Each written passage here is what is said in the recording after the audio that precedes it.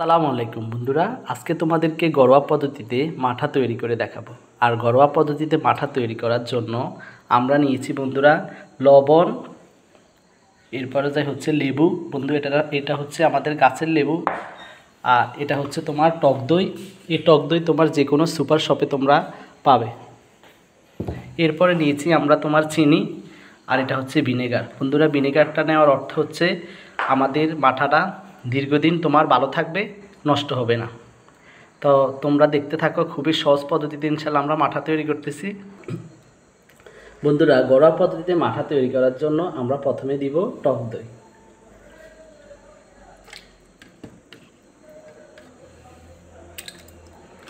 আমরা যেহেতু তোমার 1 থেকে 1.5 লিটার মাঠা তৈরি করব, তাই আমরা এটা পুরোটাই দিয়ে দিব। দেখতে পাচ্ছ বন্ধুরা, এটা তোমার যে কোনো সুপার শপ থেকে তোমরা পাবে। এটা হচ্ছে তোমার ফান ইয়ারগার্ড।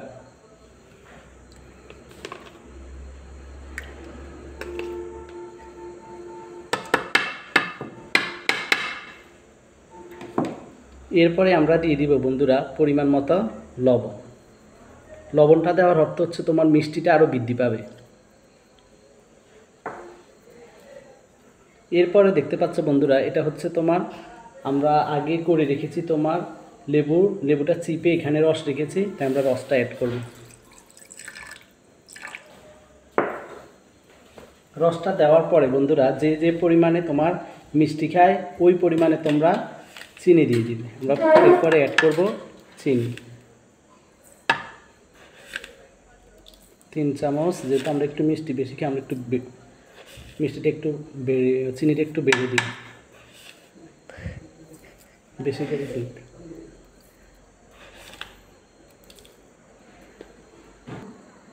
বন্ধুরা, এরপরে আমরা অ্যাড করব তোমার আইস। আর আইসটাকে আমরা আগে তোমার ফ্রিজে এটা ডিপে ঠিক মানে পরিমাণ মতো পানি দিয়ে আইসটা তৈরি করেছি। এরপরে আমরা অ্যাড করব আইস। এরপরে দিয়ে দিব বন্ধুরা আমাদের এই গ্লাসটাতে তোমার আধা লিটার পানি পরিমাণ মতো আমরা দিয়ে দিব।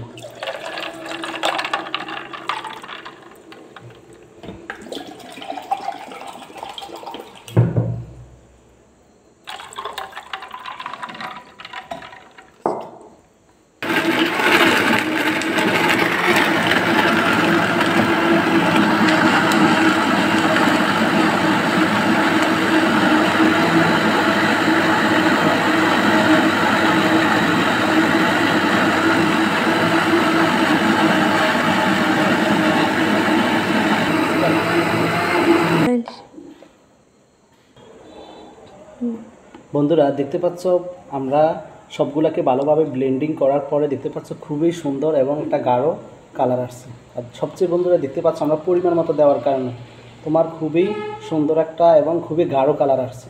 আর দেখতে পাচ্ছ একেবারে দুধের সরের মতো দেখা যাচ্ছে। বন্ধুরা, তৈরি হয়ে গেছে আমাদের একেবারে কলিজা ঠান্ডা করা মাঠা। তোমরাও বাসায় ইনশাল্লাহ খুবই একেবারে সহজ পদ্ধতি, তোমরাও ইনশাল্লাহ পারবে।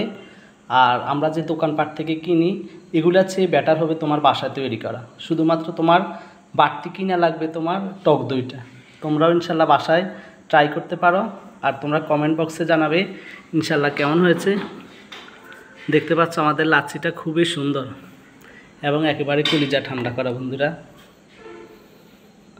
আল্লাহ হাফেজ, সবাই ভালো থাকবেন। তোমরাও ইনশাল্লাহ বাসায় ট্রাই করবে।